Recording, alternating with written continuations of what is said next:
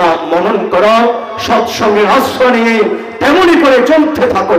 আমি নিশ্চয়ই বলছি তোমাকে তোমার উন্নয়নের জন্য ভাবতে হবে না। বন্দে পুরুষোত্তমম। চিদানন্দ বিগ্রহ আদি অনাদি গোবিন্দ সর্বকারণ কারণ অপরম বশিষ্ঠ পালে লোকত্রাতা ভগবান শ্রী শ্রী ঠাকুর অনুকূল চন্দ্র, তার এই রাধুল চরণে আমার শত সহস্র কোটি প্রণাম।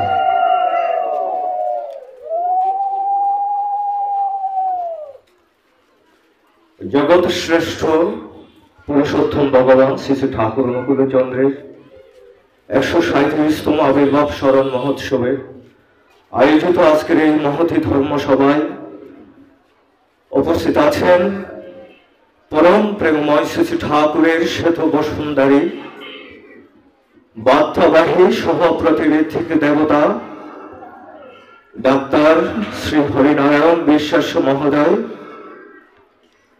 উপস্থিত আছেন সহ প্রতিনিধিক দেবতা শ্রী অশোক মিত্র মহোদয়, উপস্থিত আছেন সহ প্রতিনিধিক দেবতা শ্রী যিশু দেবনাথ, উপস্থিত আছেন সহ প্রতিনিধিক দেবতা শ্রী জগদীশ আচার্য, উপস্থিত আছেন অধৈর্য যাজক স্বস্তি ব্রতধারী এবং ইষ্টপ্রাণ দাদারা এবং মায়েরা, প্রত্যেকের উদ্দেশ্যে আমার প্রণাম এবং রাসযুক্ত জয়গুরু। বিশ্বগুরুর আজকের এই মহতী অনুষ্ঠানে যারা দূর দূরান্ত থেকে যারা এসেছেন, যারা শ্রম দিয়েছেন, অর্থ দিয়েছেন, সহযোগিতা করেছেন, প্রত্যেকের জন্য শ্রী শ্রী ঠাকুরের চরণে আমার প্রার্থনা। যুগ পুরুষোত্তমের আগমন 1295 বঙ্গাব্দ 30শে ভাদ্র শুভ তাল নবমী তিথিতে পাবনা জেলায় হিমায়তপুর শান্তিল ব্রাহ্মণ পরিবারে পিতা শিবচন্দ্র চক্রবর্তী মাতা মনমোহিনীর কোল আলোকিত করে এই দেব সন্তানের আবির্ভাব হয়েছিল। মাতা মনমোহিনী দেবী আদরের পুত্রের নাম রেখেছিল অনুকূল। 4টা অক্ষরের, সেই প্রত্যেকটা অক্ষরের ব্যাখ্যা তিনি দিয়েছেন। শরীয় অকুলে পড়িলে দিনহীন জনে নয় কহিল কথা, কুল কুল দিতে তারে সেধ প্রাণপণে লক্ষ্য করে তার নাসিও ব্যথা। প্রত্যেকটা অক্ষরের যে ব্যাখ্যা তিনি দিয়েছেন মাতা মনমোহিনী দেবী, যে আমার সন্তানে পৃথিবীতে আসছে মানুষের কল্যাণে, মানুষের জন্য তিনি এসেছেন। শ্রী শ্রী ঠাকুর তার বেড়ে ওঠা সময় শৈশব, কৈশোর, যৌবন, বার্ধক্য এমনই ছিল যে সাধারণ একজন মানুষের মতো, যে মানুষ হয়ে মানুষের মাঝে এসেছিলে, তাই মানুষ ভগবান সীমার মাঝে অসীম তুমি করি তবে প্রণাম। মানুষ ভগবান রূপে পৃথিবীতে রাম, কৃষ্ণ, বৌদ্ধ, যিশু, মোহাম্মদ রসুল, শ্রী চৈতন্য রামকৃষ্ণ ঠাকুর অনুকূল সাধারণ মানব রূপে এই পৃথিবীতে তাদের আগমন ঘটেছিল। বলেছিল বুদ্ধ ঈশাই বিবেক করিস, শ্রী চৈতন্য রসুল কৃষ্ণে জীব উদ্ধারে হন আবির্ভাব। তাও কি তোরা জানিস না? জীব কল্যাণে পৃথিবীতে এসেছে তারা। যদা যদা হি ধর্মস্য গ্লানি ভবতি ভারত অদ্ভুতানং মধর্মস্য তদাত্মানং সৃজন্মহম পরিত্রাণায় সাধনাং বিনাশে চতিষ্কৃতং ধর্ম সংস্থাপনাং তাই সম্ভবামি যুগে যুগে। যখনই ধরণীতে ধর্মের অধঃপতন হয়, সাধুদের রক্ষার্থী, দুষ্কৃতিকারীদের দমনার্থী যুগে যুগে তারা পৃথিবীতে আসেন এবং পুনরায় ধর্ম সংস্থাপন করেন, যেটি আমরা আর্য কৃষ্টিতে আমরা দেখেছি। শ্রী ঠাকুর তিনিও সেভাবে পৃথিবীতে এসে তিনি বার্তা দিয়েছেন, মানুষ আপন টাকা পর যত পারিস মানুষ তর, মেরোনা মরনা পেরত মৃত্যুকে অবলুপ্ত করো, নিজে বেঁচে থাকো অপরকে বাঁচিয়ে রাখো, এই হচ্ছে ধর্ম।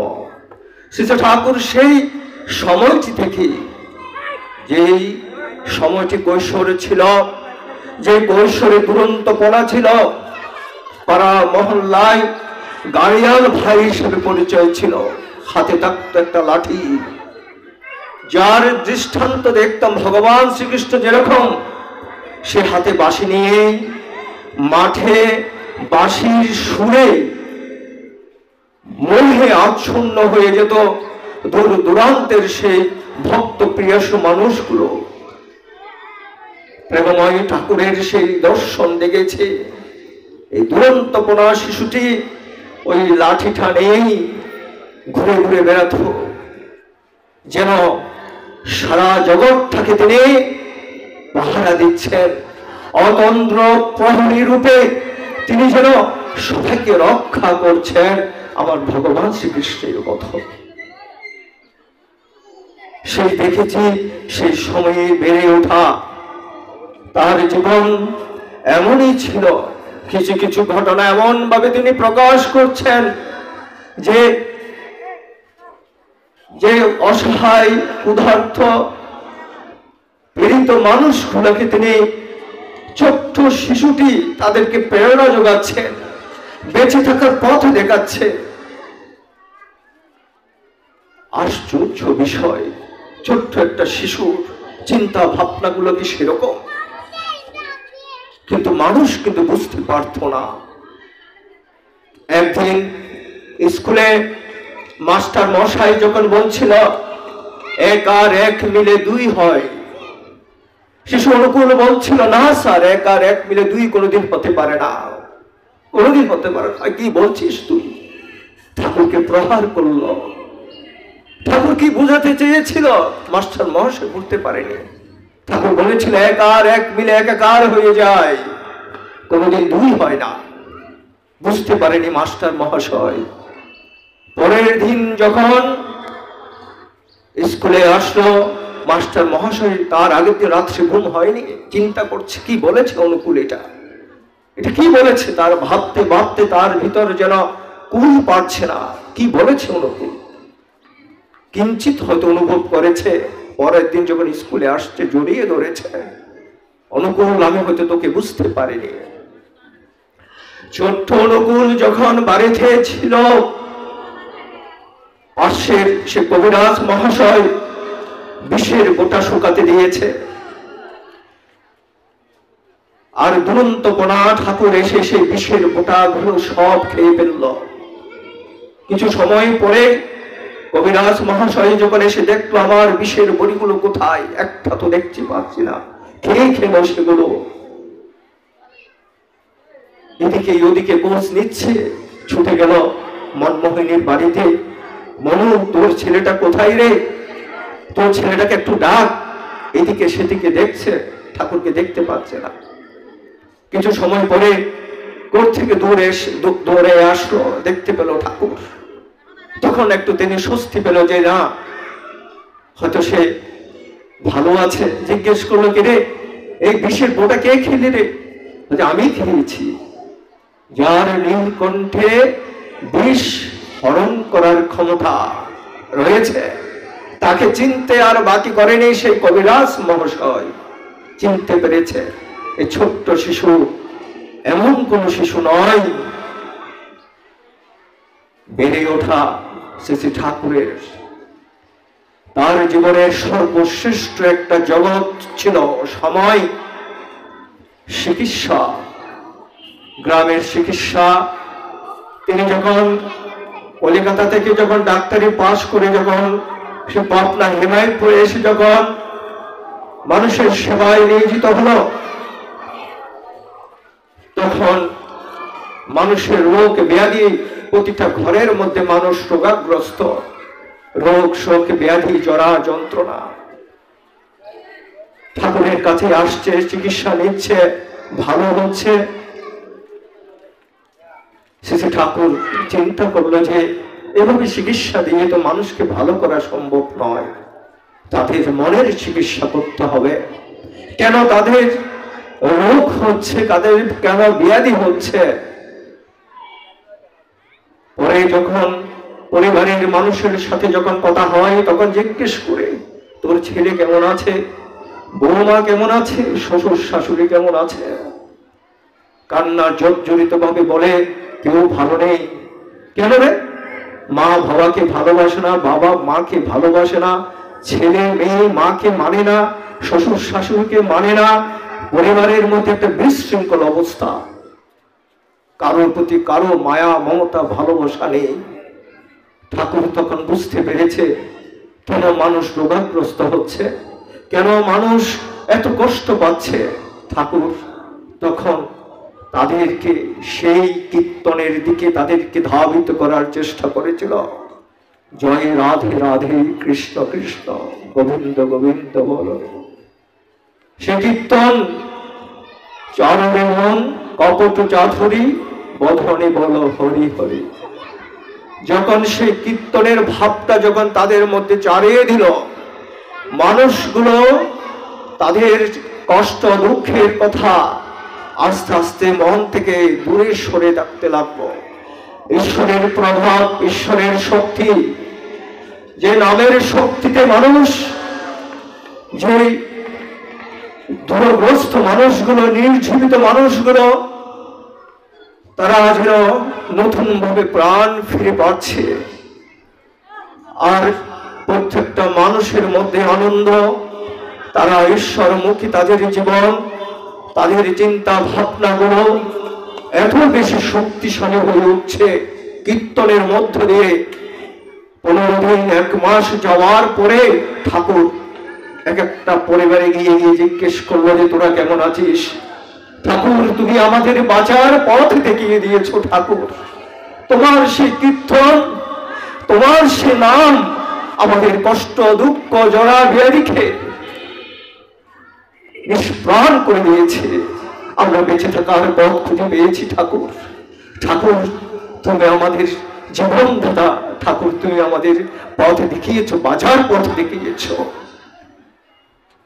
ঠাকুর তখন বলেছিল, এই মানুষ যে কষ্ট পায়, মানুষ যে রোগাগ্রস্ত হয়, পরিবার থেকে মেনে নেওয়ার শক্তি আমাদের খুব কম। আমরা মেনে নিতে পারি না। আমরা পরিবারে ভক্তি বিশ্বাসকে চালিয়ে দিতে পারিনি। যেই পরিবারে ভক্তি নেই, বিশ্বাস নেই, সেখানে কোনোদিন ধর্ম নেই, সেখানে ভগবান নেই। আপনি যত পূজা করেন না কেন, লক্ষ্মী পূজা, সরস্বতী পূজা, দুর্গা পূজা, যত পুজোর আয়োজন করেন না কেন, আপনার মধ্যে ভক্তি থাকা চাই, বিশ্বাস থাকা চাই। শ্রী ঠাকুর অনুকূল চন্দ্র সেই পথ দেখিয়েছে, বাঁচার পথ। যে আচরণ কর্ম ব্যাখ্যে বাঁচা গড়ার উৎস হয়, তাকেই যেন ধর্ম বলে, নইলে ধর্ম কিছুই নয়। আমার আচরণ বলে দেবে, আমার কর্ম বলে দেবে, আমার ব্যবহার বলে দেবে আমি কি ধর্ম পরিপালন করছি।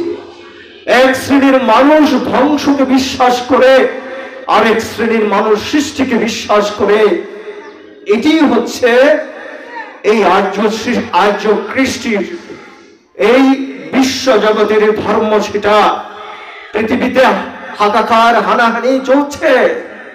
কোন দেশকে আঘাত করছে, আবার কোন দেশ বেঁচে থাকার জন্য যুদ্ধ করছে।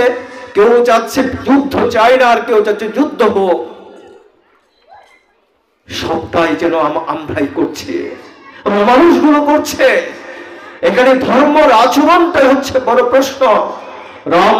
রামকৃষ্ণ, বৌদ্ধ, যিশু, মোহাম্মদ, রসুল, শ্রী চৈতন্য রামকৃষ্ণ, তারা তো সেই ভগবান রামচন্দ্র যখন পৃথিবীতে আসছে, তিনি মর্যাদা পুরুষোত্তম রূপে পৃথিবীতে এসেছে।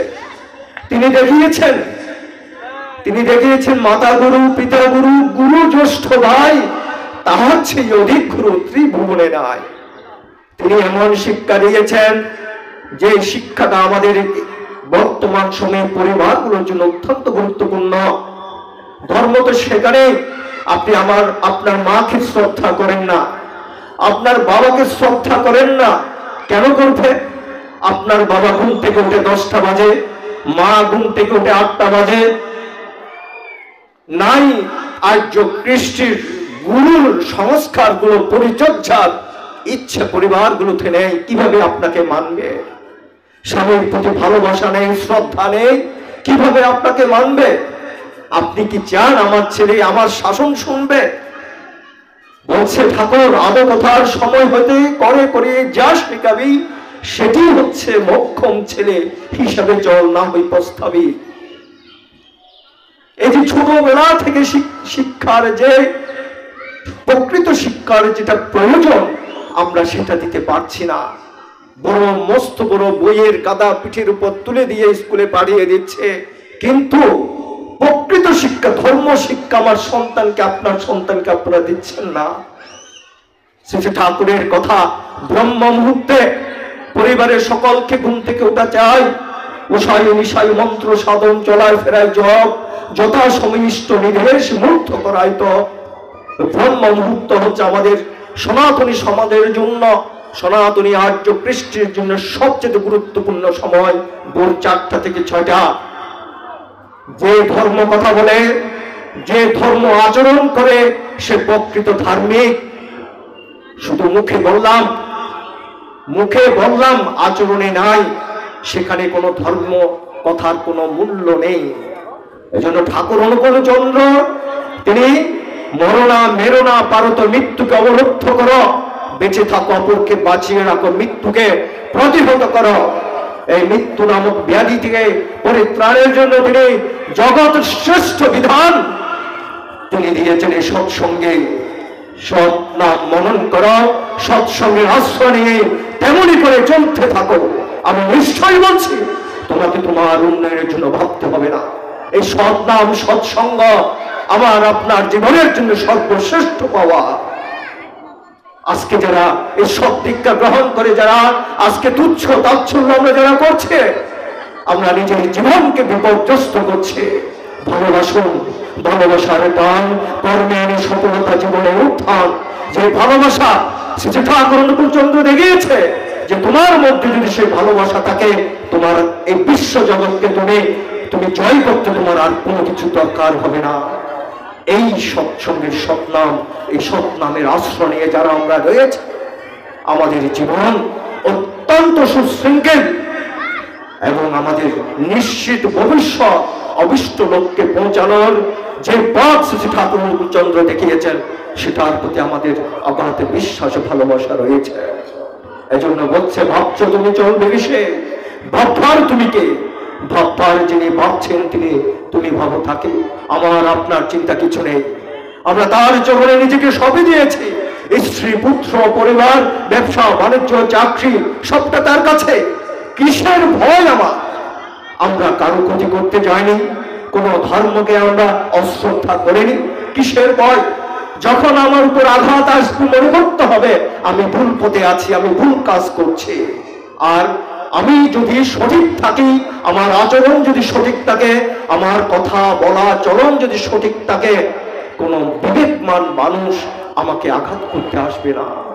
এজন্য ঠাকুর অনুকূল চন্দ্র শিক্ষা দিয়েছে যে তোমার দায়িত্ব আমি নিয়েছি, তোমার বাঁচাবার আর মর্ম যা ঠিকই জানো ধর্মতা, তুমি বেঁচে থাকার জন্য, বৃদ্ধির জন্য তোমার সব দায়িত্ব আমি নিয়েছি, শ্রী ঠাকুর বলেছেন।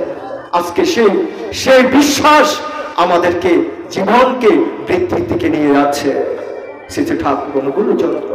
তাই বলছেন, বিতর্কতে হাত ধরে যে চলার কাজা জানিয়ে দে, তাকেই জানিস গুরু বলে অবৈধতে সেতু নেয়। আজ বিপর্যস্ত জীবনকে আজকে তিনি রক্ষা করছেন প্রতিনিয়ত। তিনি যেই নাম আমরা পেয়েছি, যেই নামটি হচ্ছে সুপ্রিম পাওয়ার, সর্বোচ্চ শক্তি, সেই নাম আজকে আমাকে আপনাকে রক্ষা করছে। আজকে সেই নাম প্রতিনিয়ত আমাদের মধ্যে জপ হচ্ছে। ঠাকুর বলছেন যে সদ্গুরুর সৎনাম গ্রহণ করো, তত সকাশে প্রাত্যহিক জীবনে পরিচর্যা করো, তোমার জীবনের সফলতা অবশ্যম্ভাবী এই আমার রাজতন্ত্র। সেটা ঠাকুর অনুকূল চন্দ্র তিনি নিশ্চিত করে তার কথাগুলো এমন ভাবে বলেছেন যে মানুষ আজ দিশেহারা হয়ে গিয়েছে। পরিবারগুলো আজ শুধু ধর্ম আচরণের কথা বলে, কিন্তু ধর্ম পালন করে না। অনেক অনেক সংস্কারের কথা বলে, কিন্তু কোনো সংস্কার প্রকৃততে নিজের আচরণের মধ্যে নেই। আজকে সেইখানে আজকে আমরা অসহায়, পরিবারগুলো আজ অসহায়। কেন সেটা হবে? বিশ্বাস, নির্ভরতা, আত্মত্যাগ, এই তিনটি হচ্ছে বিরক্তির লক্ষণ। বিশ্বাস থাকা চায়, ত্যাগ থাকা চায়, নির্ভরতা থাকা চায়। করো, নির্ভর হও, নির্ভীক। তুমি নির্ভর করো কার পর? সে ঠাকুর বলছে। এই জন্য বলছে বিপদগ্রস্ত জীবনকে তিনি মানুষকে পথ দেখায় দেন, সঠিক পথ দেখায় দেন, যে তোমার জীবন ভুল পথে যে তুমি যাচ্ছ, তুমি সঠিক পথ অবলম্বন করো। এজন্য বলছেন, যাকে দেখি চলাই তোমার চলন সার্থক হয়, উলঙ্ঘনে এড়াতে পারে অনেক বিমর্জন। যা ভাবে আর কথায় করে অন্তর বিন্যাস, সেই আদর্শ মহাপুরুষের ইষ্টেতে সন্ন্যাস। আমার চলন, আপনার চলন এক সূক্ষ্মভাবে ভাবতে হবে, সূক্ষ্মভাবে ভাবতে হবে। যে ভাবনাটা ভাবেই তো বিশ্বাসের প্রতিষ্ঠা হয়। যে ভাবনাটা আপনার মধ্যে আপনার গুরুকে প্রতিষ্ঠিত করতে পারে, এটি আপনার জীবনের জন্য সর্বশ্রেষ্ঠ। তাই শ্রী ঠাকুর তার জীবন আদর্শ, আমাদের জীবনকে তিনি আলোকিত করার জন্য গুরুর আদর্শ। গুরুকে গ্রহণ করা মানে হচ্ছে নিজে আলোকিত হওয়া, নিজের জীবনকে আলোকিত করা। এই জন্য আলোকিত হতে গেলে তার প্রতি চাই বিশ্বাস। এই বিশ্বাস, ঠাকুর বলছেন, গভীর বিশ্বাসে সবল হতে পারে। যেখানে বিশ্বাস দুর্বল, সেখানে সেখানে ওই ভগবান থাকেন না। তাই আজকে আমরা এই বিশ্ব জগতে কোটি কোটি মানুষ আর ঠাকুরের আশ্রিত হচ্ছে। আশ্রিত হচ্ছে কেন? কেন হচ্ছে? দেখতে পেয়েছে সুন্দর একটা আলোকিত জীবন, যে জীবনটা বর্তমান সময়ের জন্য অত্যন্ত গুরুত্বপূর্ণ। আজকে শ্রী ঠাকুরের স্মরণাপন্ন হয়ে তাদের জীবনটাকে আলোকিত করছে। এইভাবে আমাদের প্রত্যেকের জীবন আলোকিত হোক। আমরা তাহলে সন্তান। ঠাকুর বলছেন, বলো না তুমি ভীরু, বলো না তুমি কাপুরুষ, পিতার দিকে নজর করে ধরো, ওগো আমি তোমারই সন্তান। তোমাকে ভুলে আমি নরকের দিকে ছুটে যাব না, তোমার জ্যোতির দিকে পিছন ফিরে অন্ধকার অন্ধকার বলে চিৎকার করবো না। আমি পরম পিতার সন্তান। এই ভাব যদি আমার মধ্যে, আপনার মধ্যে না থাকে, আমি ঠাকুরের হতে পারব? আমি এত কিছু আচরণ করি, কিন্তু আমার স্বামীকে প্রকৃত সেবা দিই না। পরিবারে ঠাকুরের একটা কথা আছে, ওই প্রতি পূজা না করে তুই জগৎ প্রতি বুঝতে গেলি, প্রতি স্ত্রীর পরম গুরু না বুঝে তুই সব হারালি। আমাদের অনেকেই আছেন ওই স্বামীকে সেবা যত্ন না করে অন্য অন্য সেবায় ব্যস্ত থাকে। তাই ঠাকুর বলছেন, ওই প্রতি হচ্ছে তোমার জীবনের গুরু। আমরা বলি না, ওই যে স্বামীকে দেবতা ভেবে সদা তার সেবা করবে, সতী সাবিত্রীর মতো জীবনের মধ্যে। স্বামী যে দেবতা, এই ভাবটা আমাদের মার মধ্যে যতক্ষণ আসবে না, ততক্ষণ পর্যন্ত তার সে পরিতৃপ্ত সুখ উপলব্ধি করতে পারবে না। স্বামীকে যদি পোছা দিয়ে যদি আমি তাকে যদি জ্বালা দিই, তাকে যদি কষ্ট দিই, তাহলে সেটি কোনোদিন তার জীবনে সুখ শান্তি বয়ে আসবে না। পরিবারে যখন ঠাকুর বলছেন একটা মায়ের কি কি প্রয়োজন তুই জানিস, 8টা বৈশিষ্ট্য তার থাকা যায়: সেবা, ধর্ম, নিষ্ঠা, শুশ্রূষা, সাহায্য, প্রেরণা, সংরক্ষণ, প্রজনন। ওই 8টার থেকে যদি একটা যদি কমতি হয়, ওই মায়ের তার মধ্যে অসম্পূর্ণ থেকে যাবে। কেন এই কথাগুলো বলছে? মায়ের মধ্যে বৈশিষ্ট্যের কথা কেন বলছে? মা হচ্ছে একটা পরিবারের জ্বলন্ত প্রদীপ। প্রদীপ যেমন পরিবারকে আলোকিত করে রাখে, একদম ধবধবে পরিবার, তখন কত আনন্দ লাগে। আর পরিবার যখন বাতি যখন নিভু নিভু করে, তখন অন্ধকার অন্ধকার হয়ে যায়। একজন মা হচ্ছে তিনি দশভুজা, দশপ্রহরণী, তিনি জগৎ জননী মা। সে ঠাকুর বলেছেন, জানিস 10টা হাতের ক্ষমতা ওই মা দুর্গা যেমন রয়েছে, ওই মায়েরও তেমন রয়েছে। 10টা হাত শক্তি দিয়ে পরিবারটাকে সে আগলে রেখেছে। স্বামী সেবা করছে, স্ত্রী পুত্র কন্যা সেবা করছে, শ্বশুর শাশুড়ি সেবা করছে, আত্মীয় স্বজনকে সেবা দিচ্ছে, পরিবার আত্মীয় স্বজন সবাইকে যে আনন্দের মধ্যে রেখেছে, সেই দশপ্রহরী মা ঠাকুর তার সাথে তুলনা করেছে। এই জন্য বলছে আমার লক্ষ্মী মা গুলো যে তার চঞ্চলা পা, যে কৃপণতা রয়েছে, দুটা পা একটা জায়গায় যেন থাকে না, এখন এখানে কিছুক্ষণ পর ওখানে, কেন? কারণ তার চতুর্দিকে পরিবারের চতুর্দিকে তার নজর রয়েছে। দেখেন কত কত তার স্মৃতিশক্তি কত সূক্ষ্ম। একজন মা হচ্ছে পরিবারের 100 জন শিক্ষকের সমান। তাই ঠাকুর বলছে মাতৃভক্তি অটুট যত, সে ছেলে হয় কৃতিতত।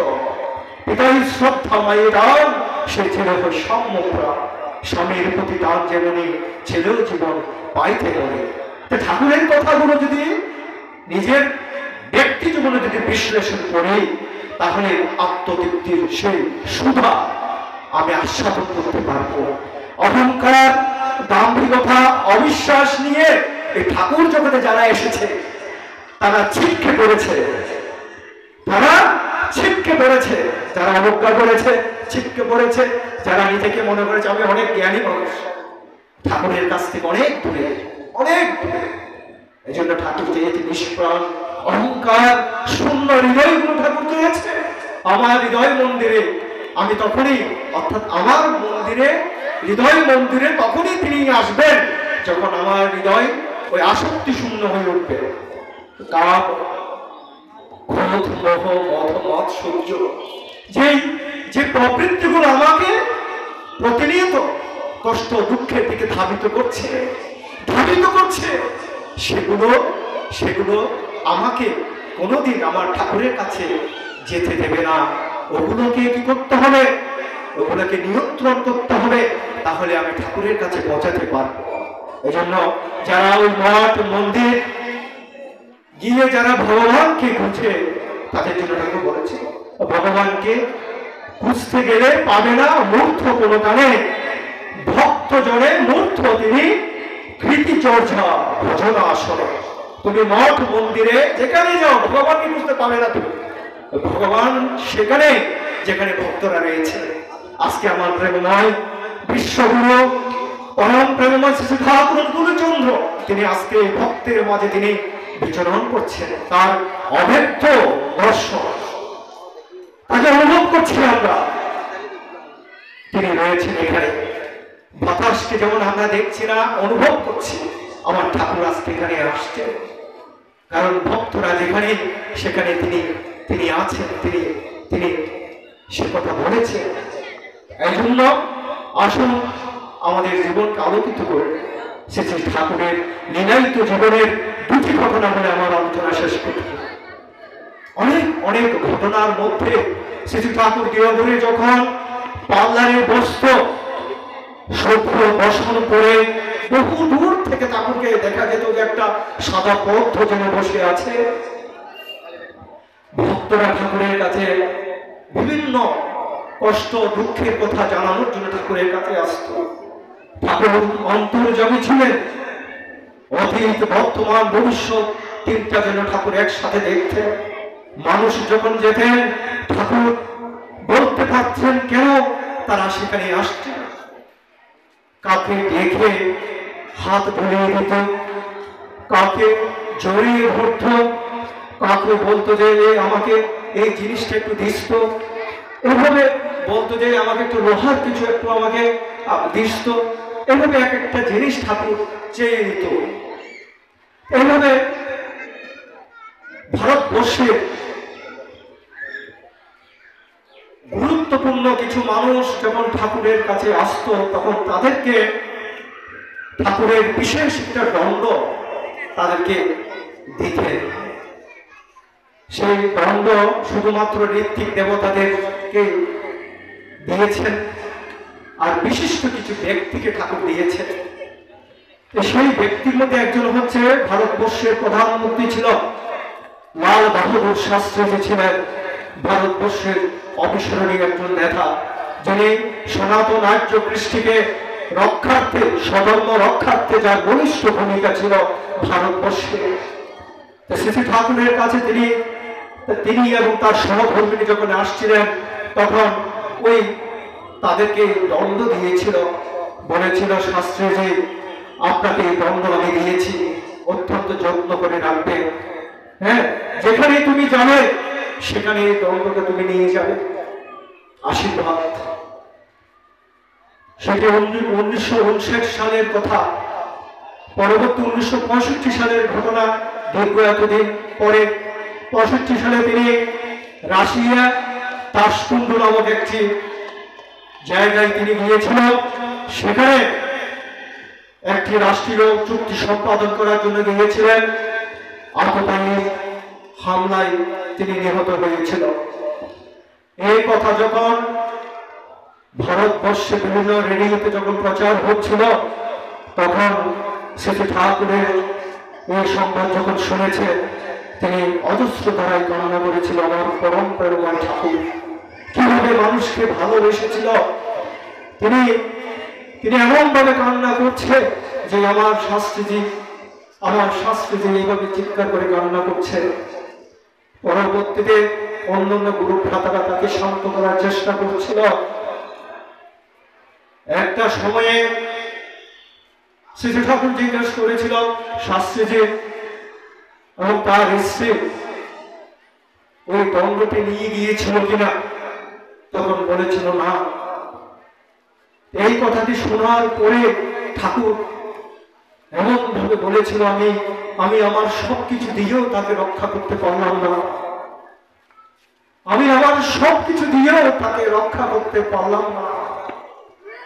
তাহলে সবকিছু কি দিলেন ঠাকুর? তিনি দিয়েছেন প্রাণ রক্ষার অস্ত্র দিয়েছিল। তোমার হাতে যদি সেই অস্ত্র থাকতো, সেই দণ্ড যদি থাকতো, সেখানে যদি বোমা বিস্ফোরিত হলো তোমার মৃত্যু হতো না, তোমাকে পরম পিতা রক্ষা করত। কিন্তু সেই দণ্ড নিয়ে সেখানে যায়নি। ভাবুন, প্রেমময় ঠাকুর আমাদেরকে কি দিয়েছেন, কি আশীর্বাদ দিয়েছেন, আমাদেরকে দিয়েছেন যজন যজন ইষ্ট প্রীতি, আমাদেরকে দিয়েছেন দীক্ষা। এই দীক্ষা হচ্ছে আমাদের মরণাস্ত্র।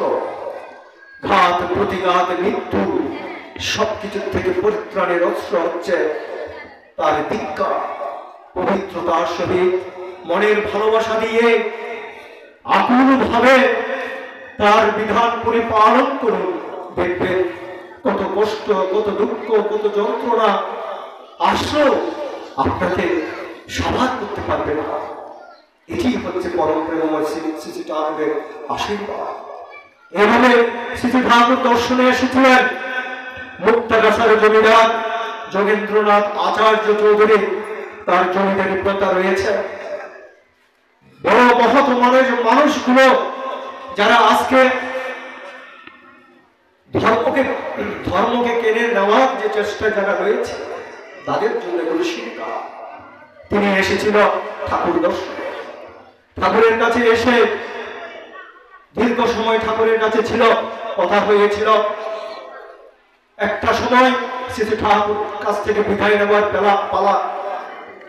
ঠাকুর আজকে আমরা যাব। শ্রী ঠাকুর বললেন না, আজকে আপনারা যাবেন না। যোগেন্দা আপনি আজকে থাকবেন, আপনি কালকে যাবেন। যোগেন্দা বলল, ঠাকুর আমার জমিদারি প্রথা রয়েছে, অনেক কাজ রয়েছে, আমাকে চলে যেতে হবে। ঠাকুরের কথা শুনল না। সে যোগেন্দা জোর করে ঠাকুরের থেকে বিদায় নিয়ে চলে গেলেন।